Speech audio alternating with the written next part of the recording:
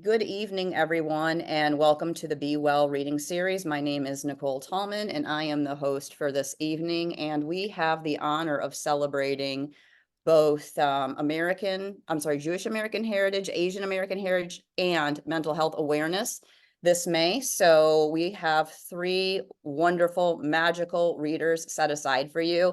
I'm going to have each of them read for about 15 minutes. And we will save a little bit of time at the end for Q&A. So if you have questions for our readers, feel free to pop those in the chat, or you can just wait until the end and ask your questions. And also, I just would ask everyone, please, if you are not reading or speaking, to mute yourselves to minimize background noise. So without further ado, we have our first reader for this evening, Jessica Jacobs. Jessica is the author of Unalone, Poems in Conversation with Genesis from Four Way Books, Take Me With You, Wherever You're Going, one of Library Journal's best poetry books of the year and winner of the Devil's Kitchen and Goldie Awards, and Pelvis with Distance from White Pine Press, winner of the New Mexico Book Award and a finalist for the Lambda Literary Award, and is co-author of Write It, 100 Poetry Prompts to Inspire, from Spruce Books, which is an imprint of Penguin Random House. And Jessica is the founder and executive director of Yetzirah, a hearth for Jewish poetry. Please give a warm welcome to Jessica Jacobs. Awesome. Thank you. Thank you so much, Nicole, for this invitation. And I'm really looking forward to hearing both of you read as well. So I'm excited to be here tonight.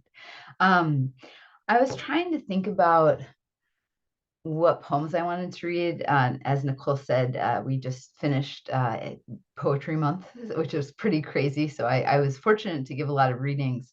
So I thought it would be kind of fun if I read some different poems that I don't normally read. And I was trying to think about a theme, and I realized that I have a ton of poems in this book that are about wrestling with the self, wrestling with different issues. So I'm going to read those. This is, it's probably reversed, but it's called Unalone, and it's poems in conversation with the book of Genesis. So all of the poems are kind of in conversation with the Torah and with Midrash, which is rabbinic writing. And this first poem, some of the poems are very different. You'll kind of hear that. I was very struck by the line in Genesis, and Isaac dug anew the wells dug by his father Abraham. And just this idea that so often we are digging the wells of our parents over and over and over again. So this poem is called Joint Account. Mother is brushing her teeth while on the toilet again. She'd done the calculations, 24 hours saved this way each year. Next, the home gym, 60 minutes on a bike, going nowhere.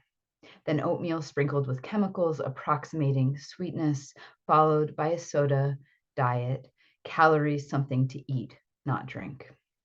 With such care, she kept the books and her figure, kept the household schedule. And as soon as I could sign on the waiting line, she took me to the local bank and opened an account in both our names. In the mornings now, no matter the weather, I leave my love in our warm bed to get my miles in. Run on no breakfast, listing off the tasks ahead, aiming for economy of minutes and miles. And now that numbers come to my mother slowly, when in 5 minutes she asks the same question 3 times, I wish I could ask, was it worth it? What is the value of desire denied?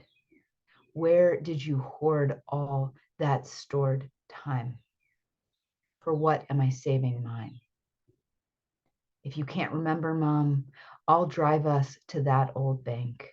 Give you my card, my PIN. Finally, please cash in. Please cash in. Thank you. So one of the things that I was really struck by was the challenge of understanding the idea that there could possibly be some omniscient force in the universe who knew everything that was going to happen, and yet we still have free will. Like how can you hold those two contradictory ideas at the same time? And then I was sitting with a friend who is a biologist, and this is why it's good to hang out with people who are not just poets. And he told me about an experiment that he was a part of.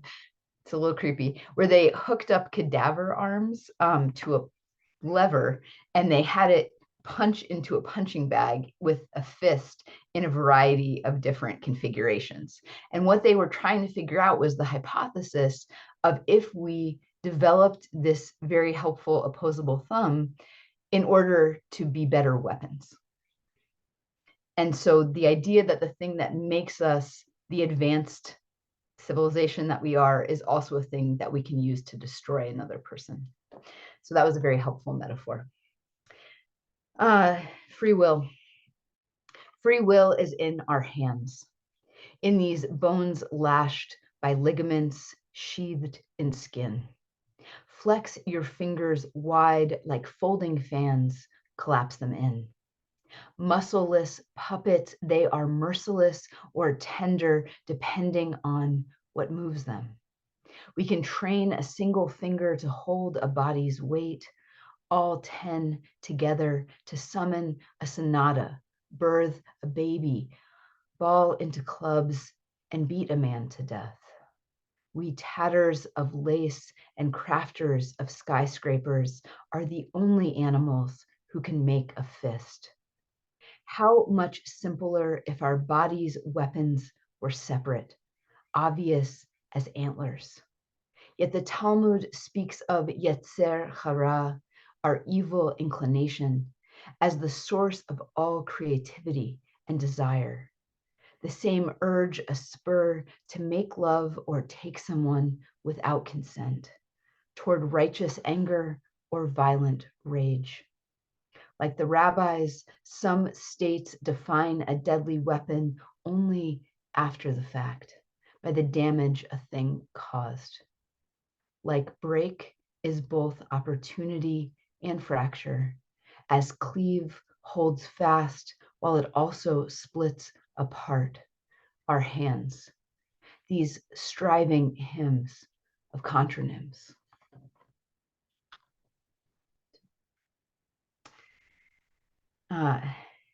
And then just thinking about the struggle between the different parts of myself, which I think, I imagine some of you might also have that experience. I was very taken with this idea when Rebecca is trying to become pregnant after a long struggle. She eventually conceives twins.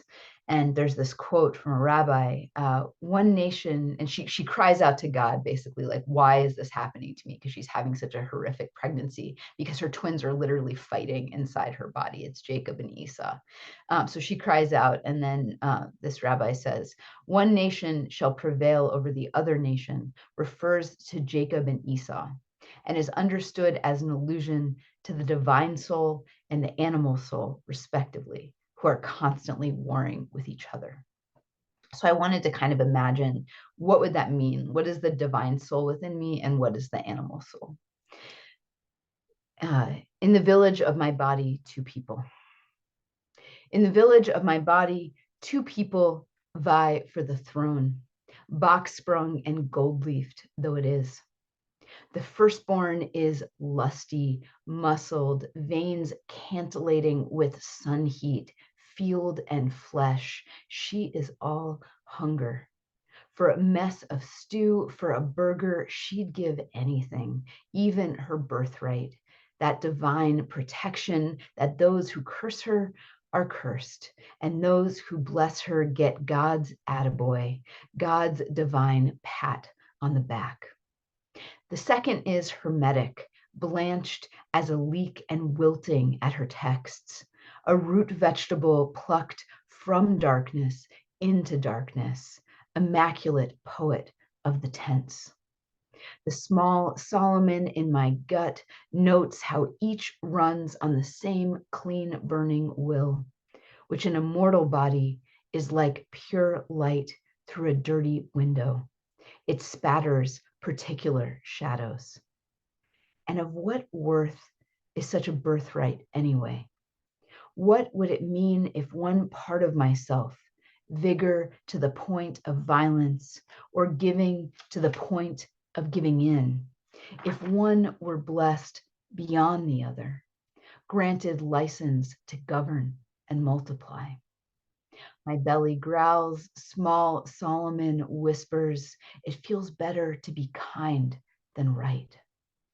In a clearing between my ribs, I plant a shade tree, ideal spot for treaties, and hope it grows to block the two rusting water towers of my village's warring sides. One tagged might makes right, the other airbrushed, the meek shall inherit. The tree will wait there, bannering its leaves until my two women can agree to dig one well from which both will draw. Balance etched on one side, on the other, integration.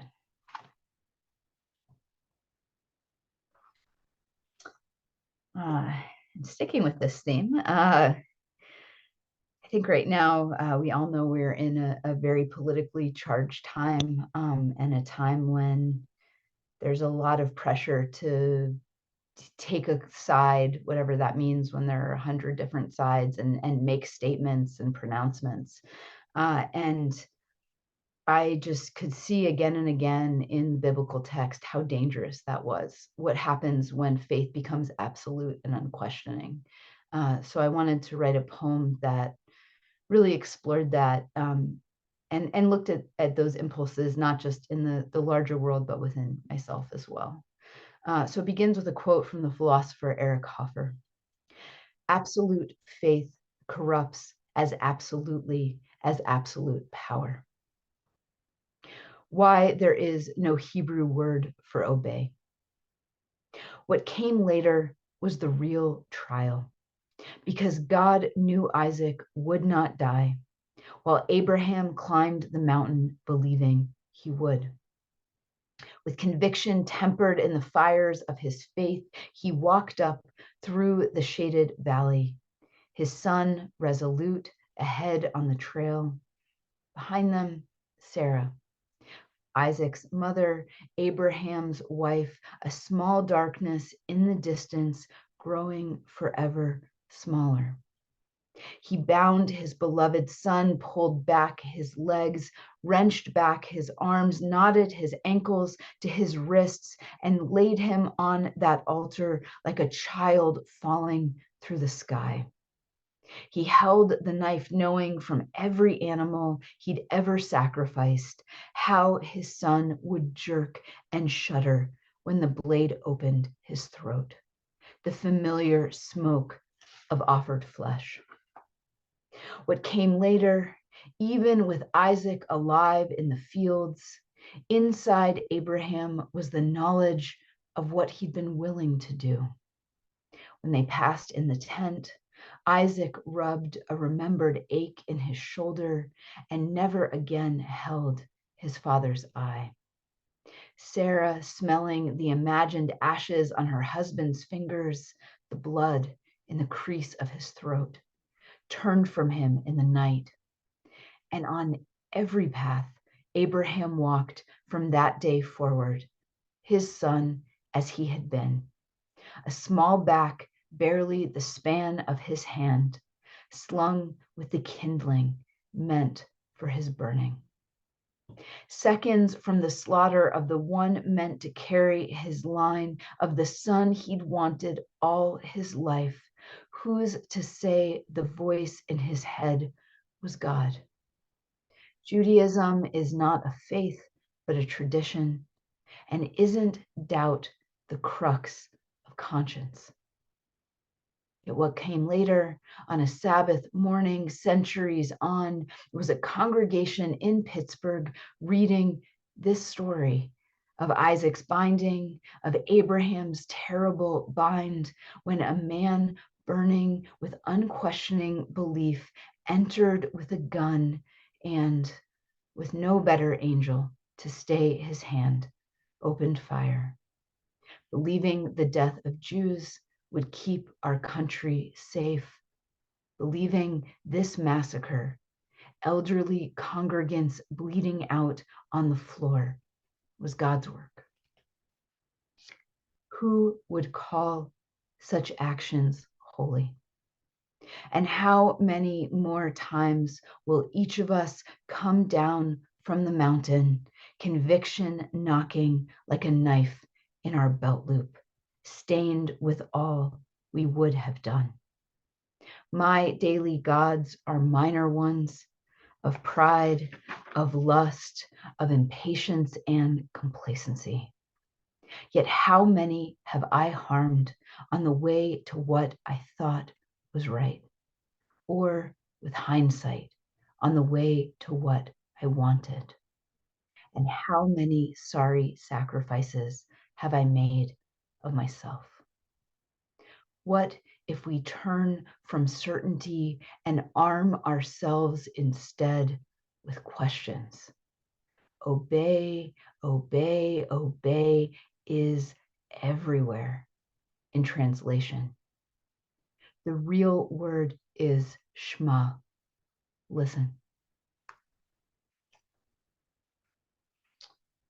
Thank you. I'm just going to end with one brief poem that hopefully is about bringing things together. I was very struck with the death date of Methuselah. He was said to live to be 969, the longest lived person in the Bible.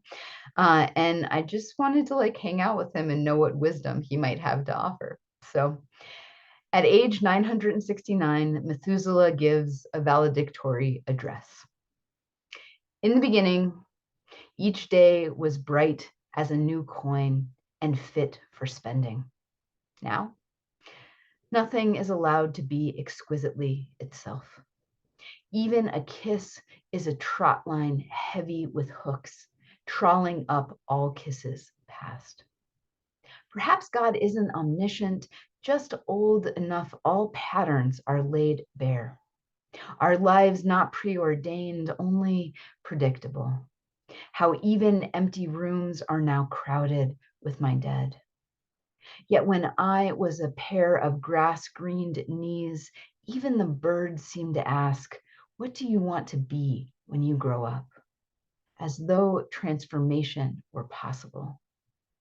But my metamorphosis was the ordinary kind, that boy into this man. Still, I hope some mystery remains. May the grass that soon grows for me whisper all the answers I wish I'd given.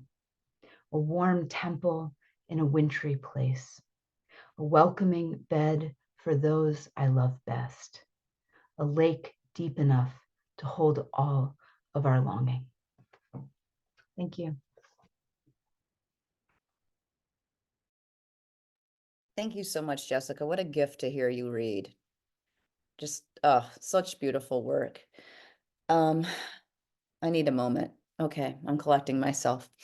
All right, we will go to our next reader. So, born in South Korea and raised in Peru, Ahi Lee is the author of Asterism, selected by John Murillo for the 2022 Dorset Prize, and the poetry chapbooks Bedtime, Riverbed, Dear Bear, and Conotary, the last of which was selected as the winner of the 2021 Frost Place Chapbook Competition. Her work can be found in the Georgia Review, Poetry Northwest, New England Review, and Southern Review, among others. And you can find out more about A. Lee at aleekim.com. Please join me in welcoming A. Lee. Hello. Can everyone hear me? Okay. You sound great. Okay, great. Thank you, Natalie. Thank you, Jessica. And I'm really excited to hear you read Angel as well. I would also like to quickly make a short apology for tuning in via phone. The storm kind of messed up with my Wi-Fi, and then I had to like scramble and dial in, but just let me know if you can't hear me or if something like that. I'll be reading from my collection Asterism. And asterism means a group of 3 asterisks. or a small pattern of visible stars. I like to think of this book as me engaging with the idea of belonging and what's beyond this idea that we have set for ourselves of what belonging is. And I try to reimagine it as something that moves and expands, as something that grows with each new encounter, new learning about ourselves, about the world, about others, that extends itself beyond a single nation or even a single community. So the first poem is called Self-Portrait as Portrait. Dearest you, I suspect we were made tentatively, an exact assemblage of organs, emotions, complete with little phantom pains. When your Korean was young, you asked your father not to call you an ingan, human, because you didn't know what the word meant. But now, every day we meet at the edge of every edge, our ankles frail for touching. Together we are unhyphenated, indefinite, country, not culture, not skin, clumsy geese of three wings, one for ourselves, one for the world, one for strangeness. Surely some will continue to call us inconvenient. We won't forget all beautiful things are.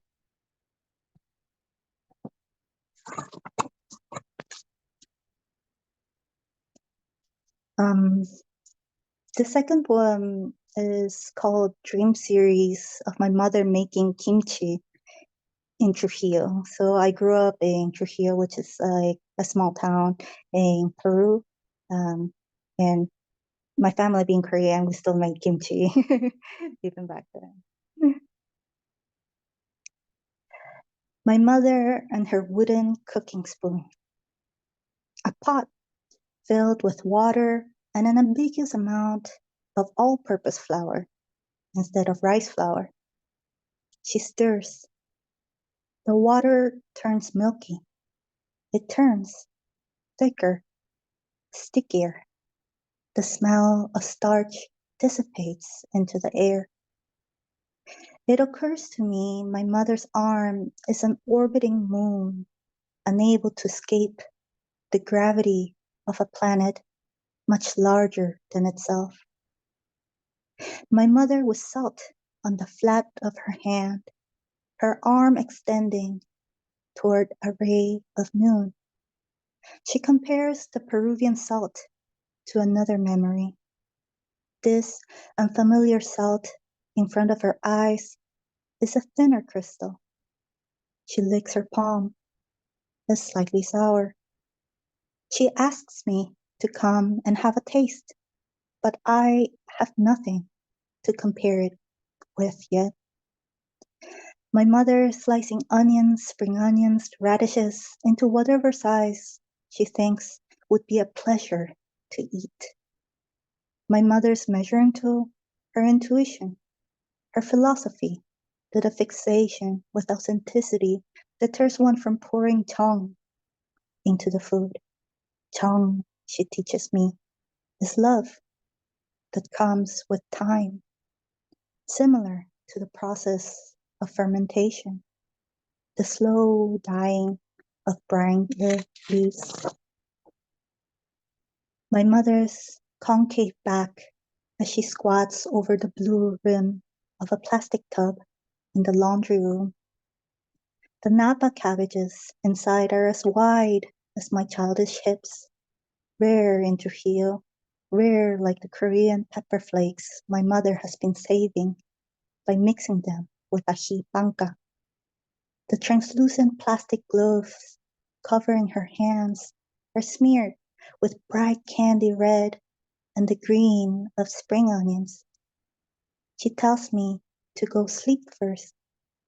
I dream of her, hands carefully running between the cabbage leaves, even today, half a continent away, making sure no white spot is left untouched.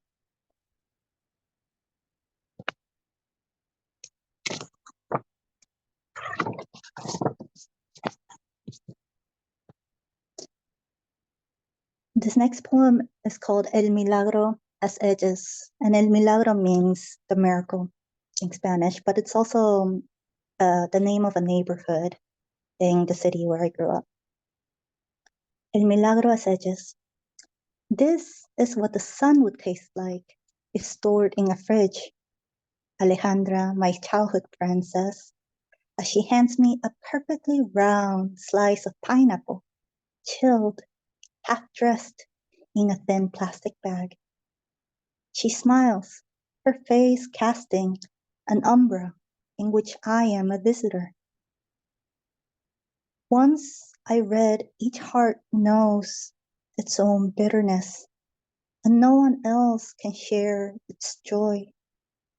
But we sit, our backs smothered by this wall, we a brief intersection of elbows, a small choir of helpless slurps, our mouths flooding and the juice dripping freely, dribbling down the length of our tanned fingers, down to dot the sand until we reach the middle, tough to the touch of our teeth.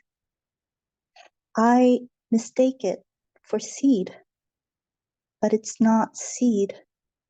It's corazón, core, a core, what brings together a fruit's flesh.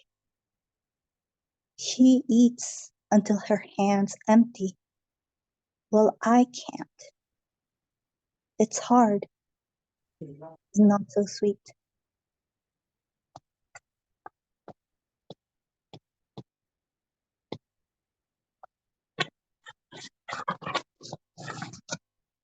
A short one. Home remedies. For bee stings, my parents would rub a spoonful of doenjang on my skin until scabs. For burns, they wrung the aloe vera for its tear. For scraped knees, a song, Sana sana colita de rana, si no sanas hoy, sanarás mañana, promised me all tattletales grew back eventually. For homesickness, I crooned the same song. It didn't work. I found out then the ability to heal diminishes with age. But it mattered little. I sang anyways.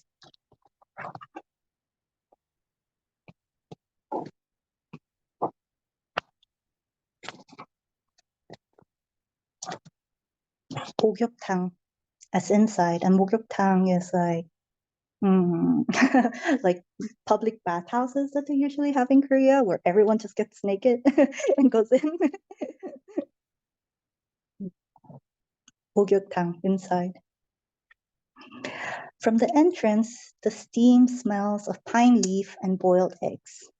I sink into one of the hot tubs, quickly become raw skin. Conditioned timidity I can't reason away. Mauve heat blush with a nervous eye on a towel, which had assured me it would conceal the soft salt folds of my stomach.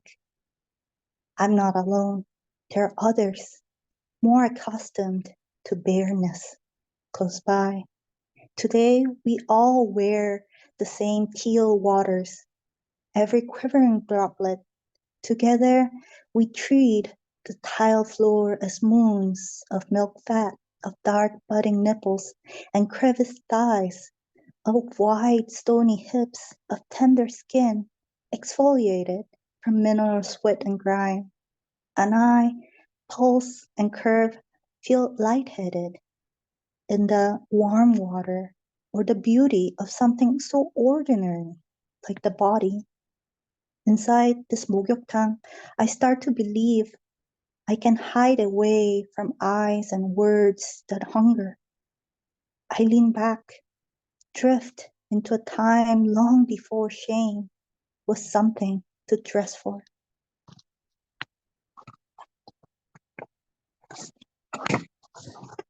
And I'll finish with one last poem with one uh, called Green Card as Evidence of Adequate Means of Financial Support.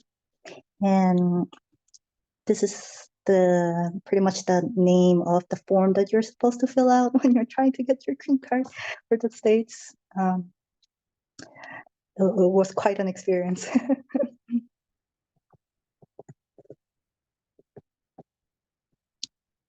I needed money. There's no poetic way to say this. Even so, when you touched my face, brought my cheeks to the nook of your neck, I burrowed into it, a firefly seeking shelter from winter, far underground.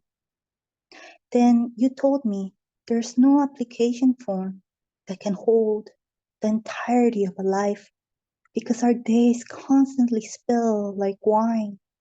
Imagine that, you said, apricot tones all over the page. You told me about ferns bejeweled with jade dew, their coiled fiddleheads full of unfulfilled twirling futures. And I forgot about my fixation with earning people's respect, among other things for which I'd been told it was proper to plead until granted.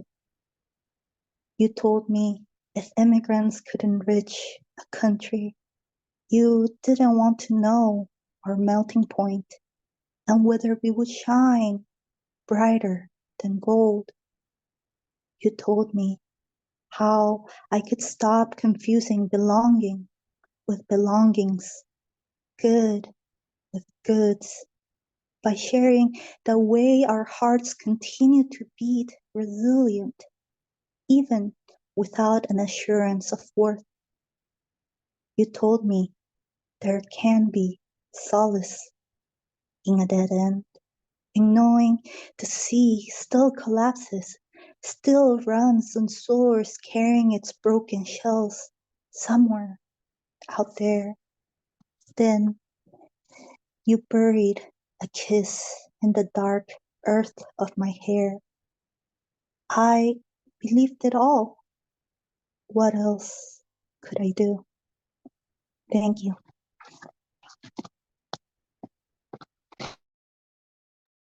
Thank you so much for those beautiful poems and your beautiful voice. I wanted to close my eyes while you were reading because it's like music. You have a wonderful reading voice. I'm sure everyone tells you that, but I just wanted you to know I felt that way. So Angel is going to bring us home. Angel Rosen is a poet, lesbian, and neurodivergent human being who spends her time trying new hobbies, adventuring with friends, and going to open mics.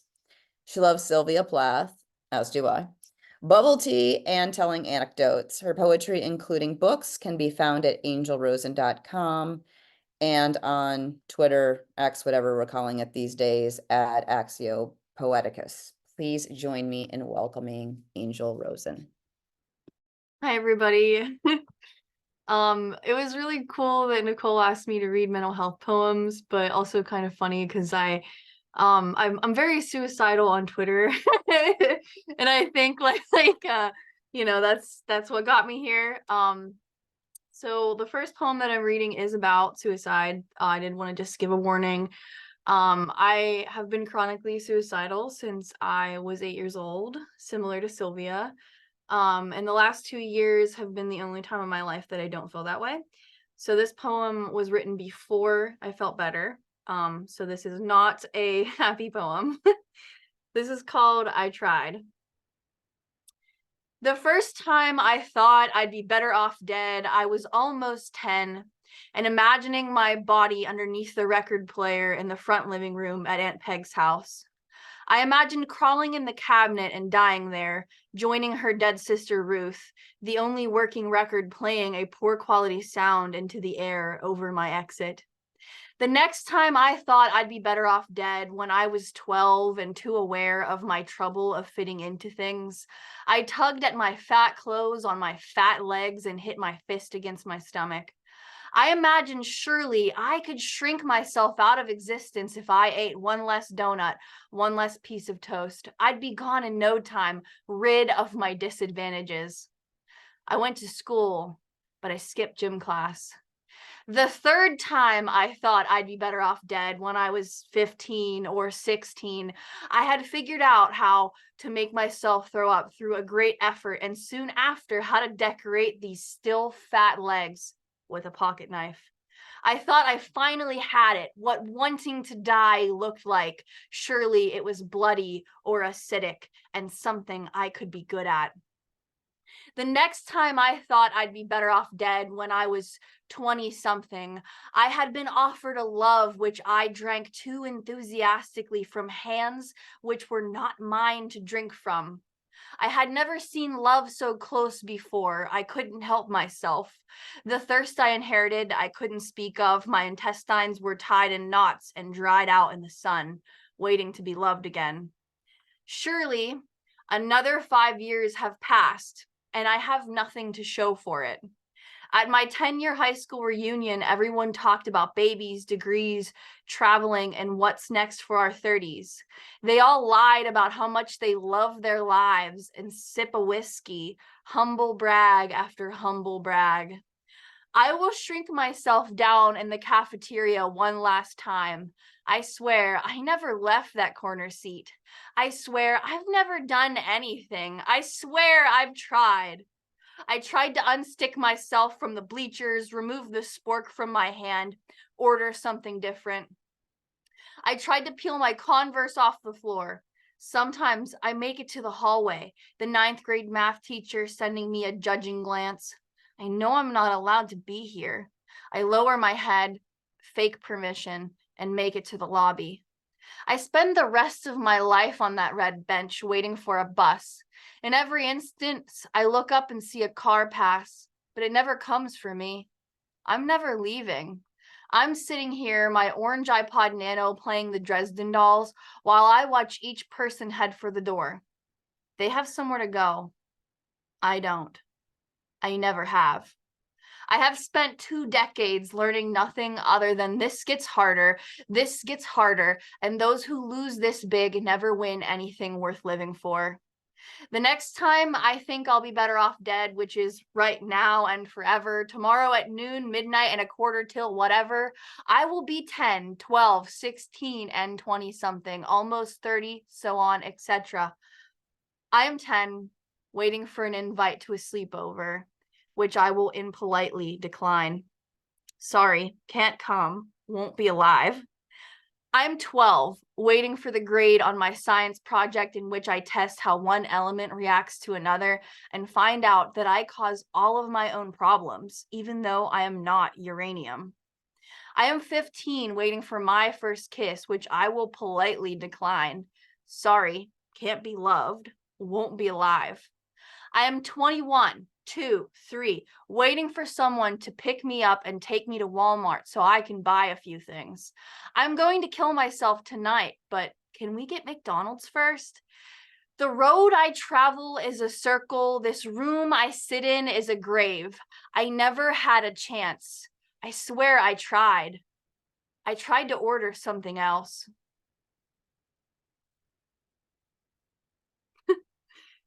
Thank you. This next poem I wrote last poetry month, so it's about a year old. Similar topic, but less devastating. This is Angel won't be in school today due to illness. Angel can't attend class today due to illness. She doesn't have a fever, no cough either. There is just a stirring within her, and now she can't read or write. She won't be able to see equations written in chalk or memorize the state capitals. She can't tell you what's true or false. She can't give that presentation. She has nothing to present. She can only wallow for the next 7 to 10 days. Her world ends all the time. This time, it's only Tuesday. The number of ways it has ended already, the possibility of all the ways it could end next, unfurl and lay at her bedside each night. Sometimes she wakes up fully gnawed, half person, half digested by monstrosity, and I know she can't go to school. She has a prior engagement. Please send home Angel's assignments. Victor will drop them off to her. He has a key, and he knows how to walk along the pit of fists with teeth. When one reaches up for his ankle, he cuts the bastard with an X-Acto knife. This isn't retaliatory violence, it's life with empathy. Sometimes you have the tools, and sometimes you don't. Here's Angel's excuse for the day. Doesn't have the tools. Please give her homework to Lindsay. Someone will get it to her. Someone will stand on the porch in the rain. Someone might open the door. It might be opened. A friend coming through the threshold to find her giggling and out of sorts. Angel will be out of school today and no one will miss her. A friend stops by to drop off a stack of papers with a handwritten note from an English teacher that reads, "Feel better soon."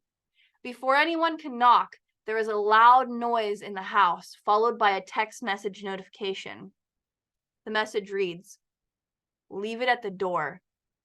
I don't want to get anyone else sick."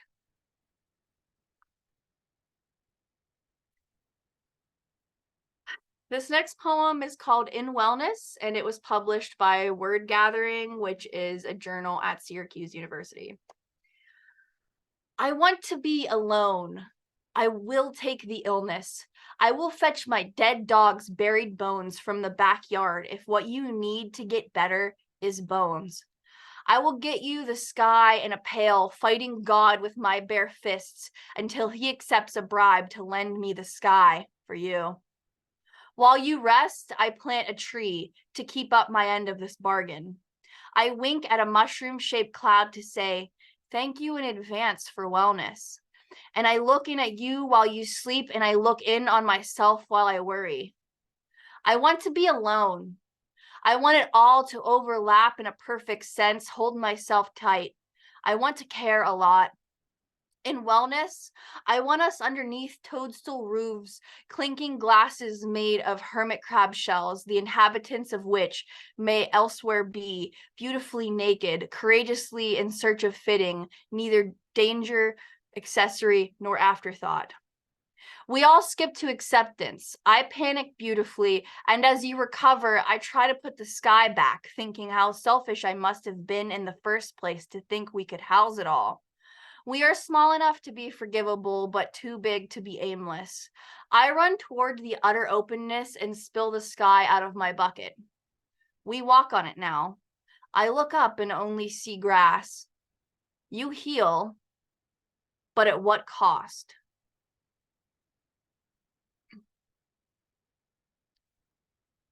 I wrote this like 5 days ago for Poetry Month. This is called Mosaic of Myself's Dissolving. And the phrase myself's dissolving is from Sylvia's Fever 103. I need a woman to make me think different bad thoughts. Describe me translucencies, commit to the veil, take home the deviled center of my perilous stuff. Caffeinated and suddenly see-through in a coffin with some amuse-bouche, drive me home, gently caress the parts of me that you'll later withstand in the dark. Clear my contact photo, arrive 35 minutes late to my dentist appointment. My silver filling expanding for a wider pit, your never-ending unfillable self. A love on a leash, anvil heavy and ever-sinking rendezvous of a practically unsinkable attachment. I need a pitter-patter and a rabies shot. I need to be something less than gunned down, but more of a stranger to you. I need to be out of sight, out of mind, transfixed and curly-cued. I am somewhere between a lapwing and a lazarette, a serious, gorgeous origami unfolding due to dampness on a boat. I'm thinking I missed the sign for exit. It's green oblivion, my newly formed moxie melting in my pocket. I reach for my Diet Coke, the staple of my Honda's cup holder, and my aches are soothed by the fizz. I just need something new to accentuate my whimsy, to store it on the acreage, to be your second wife. I am all talk and no action. Oh, honey, I am the shape of blame, your beautiful and mysterious lover of some months. Time to wrestle the bear and shave the popcorn walls down to a hideous wallpaper. Get dreamy, get a Hallmark card, get bent, get punked, get fired. I need a woman at my beck and call, a true idiot savior, a desperate reckoning with a deliberate God. In this misery porridge, I scrape by, having left, having myself slurry, all of us going away and toward you. At first, I was a harmless retreat, and now I am batshit, and all of my selves are dissolving into me as I pass by your brother's place in funeral attire with absolutely nothing good to say. My last poem is something I wrote yesterday. Megan Williams is my friend on Twitter and hopefully eventually my friend in real life. And she wrote a poem called 5-Year Plan. So I also wrote one called 5-Year Plan. 5-year plan. Threaten to kill myself again. Attend a different prevention seminar. Fall in love every 9 months. Throw my friend's orange away once it becomes too soft. Ask her why she keeps buying them. Create the illusion of catastrophe. Reenact it for a complex and beautiful estranged friend. Write a story where somebody loves me furiously and then attempt to cast it. Invent a new way to handle things that doesn't end with a deleted tweet. Correctly spell my name on every medical form. Angelica. Bake my mom a good gluten-free cake for her 50th birthday. Tell someone that I'm easy to love and finally be telling the truth. Hand you an Excel sheet of everything I've ever done in the last 5 years specifically. Text Victor to say, I've done it again. Wash my hands. Write 200 poems a year. One in the shape of an anvil to drop. Then brush my teeth, sing the words, I'm a good person, when I'm alone in my room, but you're listening. Somebody's finally listening, and they sing along. Thanks for listening to me, and thanks for inviting me, and it was really wonderful to hear everyone else read as well. Thank you. Well, thank you, especially for your bravery in reading such fresh work. I know that that can be intimidating, and you really delivered. And I don't think I'd heard the word batshit in a poem before. So kudos to you for working that in. That was something. Okay, so we have about 12 minutes left. I don't really see any questions in the chat. If anyone in the audience has any questions of our readers, feel free to either, raise your hand or drop one in the chat. If not, I will ask a question because I am of an inquisitive nature and we have these amazing poets in front of us, and why pass up the opportunity? Does anyone have any burning questions? Or do any of the readers have any questions for each other? That's allowed too. If not, I will jump in. No? Okay. So I have a craft question. I'll start with Jessica. It's a question for all of you, and if you don't want to answer it, it's fine. But I have this morbid curiosity about how people put collections together. And I don't really think there's any right or wrong way to do it necessarily. And I've seen a lot of books on this topic lately. So I like to just ask the question when people have books out about how you went about putting your latest collection together, and if there were any poems maybe that were in there initially that you pulled out, or maybe that some that you added at the last minute for whatever reason. I'm just curious about the way you approached putting your book together. I think it's useful information for people. I think my process is a little bit idiosyncratic just because I so far have only written project books. So I have books that, I kind of think of them as having a narrative arc like a novel. And so I took the arc of this collection from the book of Genesis. There's in the Hebrew calendar, it's divided into weekly portions. And so I would kind of do a deep dive of study into each portion and then write whatever poems came out. And so, the thematic links came from my own life, but I mean, this one was pretty easy to structure, honestly, just because it was in order. The two things that kind of came after the fact was I became really fascinated as someone who still doesn't really know like how I feel about God. I became really fascinated by all these instances of God speaking directly to people and wondering what that would feel like. And so there's a series of poems called And God Speaks that are kind of like lyric pauses. And I think there are 10 or 12 of them in the collection. And so I interwove those kind of after the fact. I was writing them the whole time. But it was a nice way because a lot of these poems are narrative. So to kind of break things up. And then the final poem came because Matthew Olsman, who is a dear friend and one of my readers, said, I thought you were going to write a poem that told us why you were writing this book. And I was like, I guess I have to do that now. Thanks, Matthew. So that's how the last poem came to be. And the very last word of the last poem is the word unalone, which gave me the title. So I love that. Thank you, Jessica. How about you, Ahi? Yeah, I think this one in particular is connected to my writing process. I consider myself a gleaner. I like gleaning words and phrases. I usually keep gleaning until I have enough material, and then I start to see like what kind of patterns emerge from the things I've gleaned. Um, so in a sense, I really enjoy it when a poem in itself is like surprising me or leading me somewhere.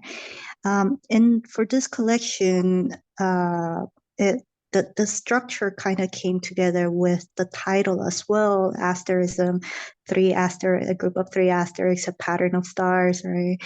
Um, how I was making my own patterns in a sense by the ways I was observing the world and myself and what's the people around me, the connections and relationship I have been I was honored with in life. So I thought I kept thinking of like, okay, three sections, but I don't, how do I want to think of these three sections? I don't simply want them to be like, okay, Korea, Peru, and the US, especially because of this linear narrative that and it lends itself as well that I keep like trying to resist. Um, so in the end, I think the very first poem I read is also the kind of the opening poem for the collection. The verse, one for ourselves, one for the world, one for strangeness, really ultimately led me to understand how I wanted to structure the collection. And so I'll just stop there. But I think once again, it was the poem that guided me into the like how to order the poems themselves. Wow, that's fascinating. I love that. Thank you for sharing. Angel, talk to me about Blake. So I just did a poetry reading on April 11th with one of my friends, and this was the only Q&A question that we both got as well. So, and it's one of my favorite questions, so perfect. So being chronically suicidal, both of my books were prepared with the idea that maybe I would never publish again because I would maybe be dead. So I wanted them to reflect finality. So Blake's first poem is called Aurelia, which is the name of my first book. And the last poem in Blake is called Blake. So I wanted it to be linear. And I knew exactly what themes and what references of things needed to exist. Like I wanted to make sure that Sylvia and Amanda Palmer were very present in the books because they're my greatest influences.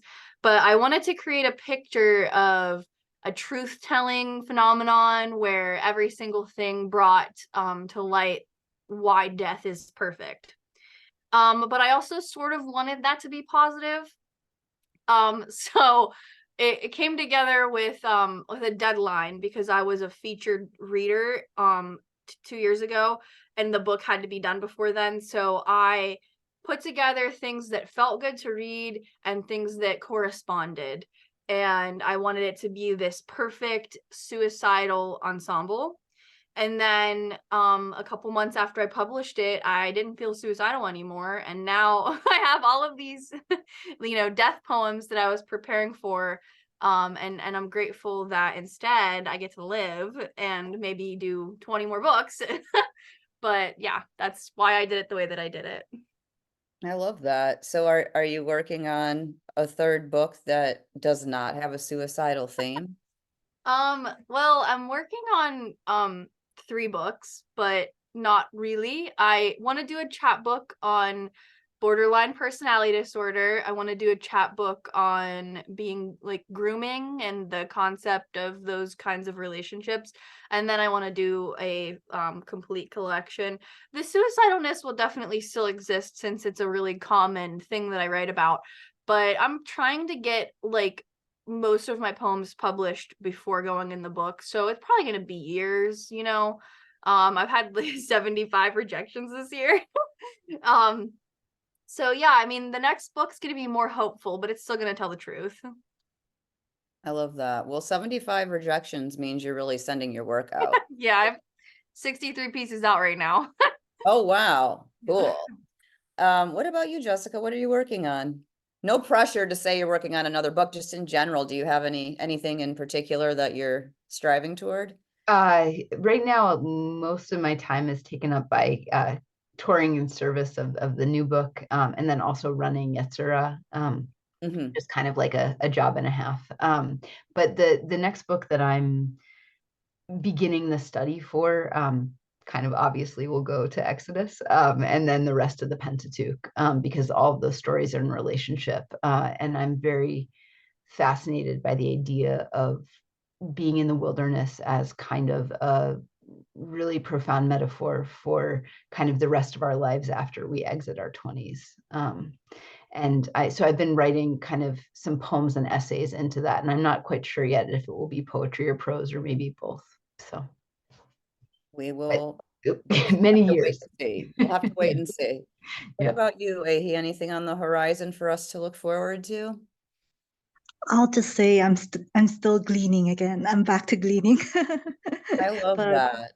the book came out recently too, Asterism. So I've been a little en route the That past makes couple of sense. weeks. Mhm. Definitely. I only asked that question because I just tend to write multiple books at the same time. I don't know why, but my brain is just in a lot of different directions. So it's like I have sometimes like 2 or 3 manuscripts going at the same time.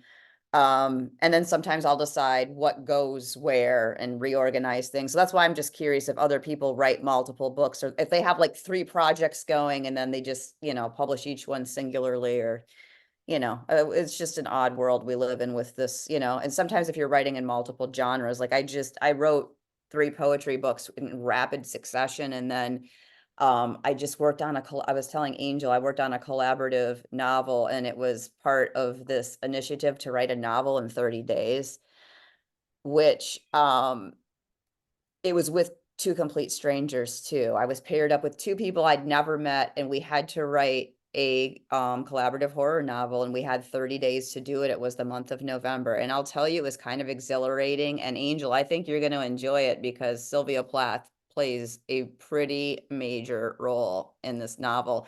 And because neither one of the guys wanted to go first, I said, okay, I'm gonna go first. And I kind of monopolized that start of the plot. I'm like making this a Sylvia Plath book and no one objected. So it was really cool. But anyway, well, we're at time. So I just want to thank everyone for being here and sharing the space and celebration of Jewish American, Asian American, and heritage, and also mental health awareness, and just for being here in support of each other and community and poetry. Our next reading will be a celebration of pride, and I'll be now lining up those readers and announcing them soon. And the series takes place the first Thursday of each month at the same time, 7 o'clock on Zoom. So I'm at NA Tallman on Twitter.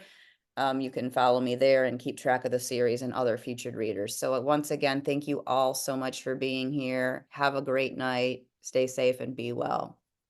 Thank you for hosting, and it was beautiful to hear you Thank both you. read. Thank you. Thank you all for being here. Thank you.